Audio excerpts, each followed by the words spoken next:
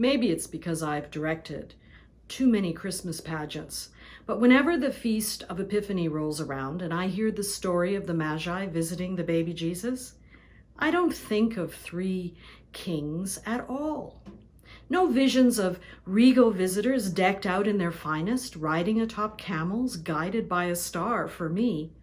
Just memories of little boys decked out in colorful, shiny bathrobes which threatened to trip them up, giggling and roughhousing with their cardboard crowns all askew. Of all the little boy kings that I've tried to corral, one of them stands out from all the rest. Perhaps I remember him so well because he was so little that we couldn't have him kneel at the manger for fear that he would disappear into the hay and our audience would only see two wise guys paying homage. Or maybe it was the speed with which he dashed in and out of the gang of shepherds who threatened to trip him up with their crooks. But I really think it was the ingenious way he solved the problem of his lost gold, which makes little Jay stand out from all the other little boy kings for me.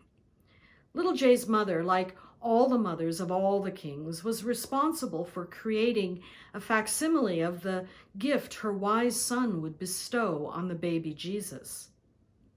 Unlike some of the feeble efforts which I've seen over the years, Jay's gift of gold was a cut above the rest.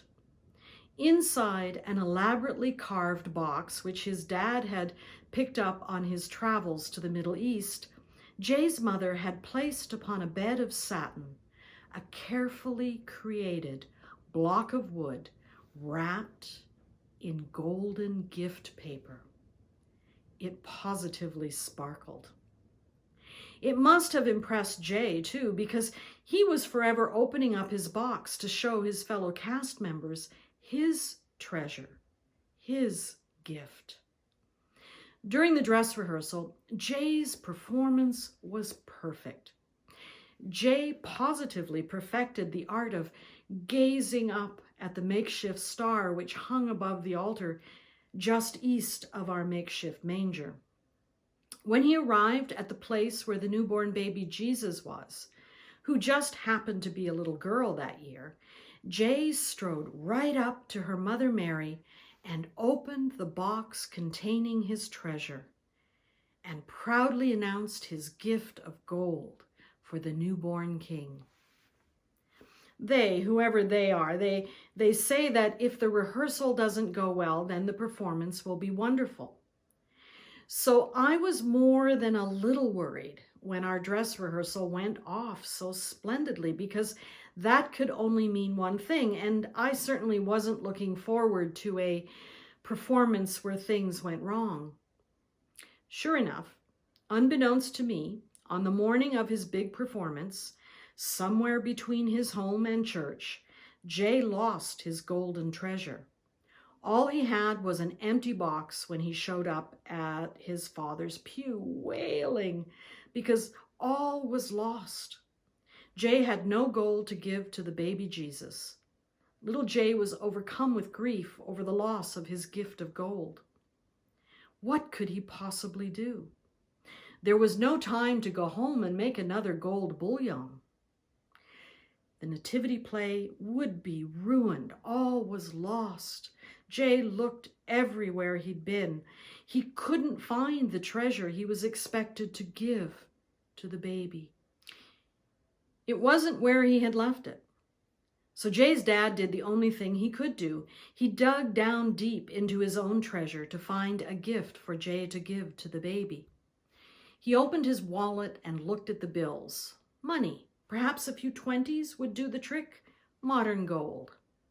And then he saw it. The most treasured possession of all. It was a bit battered from the time it had spent in his wallet, but it was, after all, his most valuable treasure. So he placed it in Jay's box so it could be given to the newborn baby Jesus.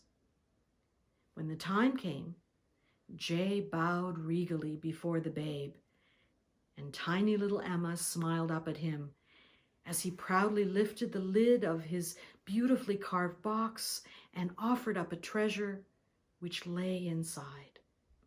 The audience couldn't see what I could see, but it was a treasure more valuable than gold, for nestled there upon a bed of satin was a slightly worn photograph of Jay.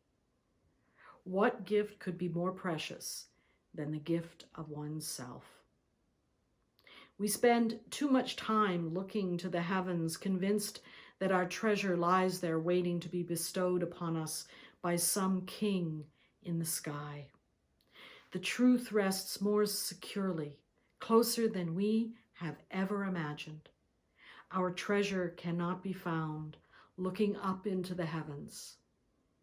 Our treasure lies deep inside of our being. For you, dear ones, you are the light of the world. So shine. Be the love which is divinity in the world. Shalom, dear ones. Shalom.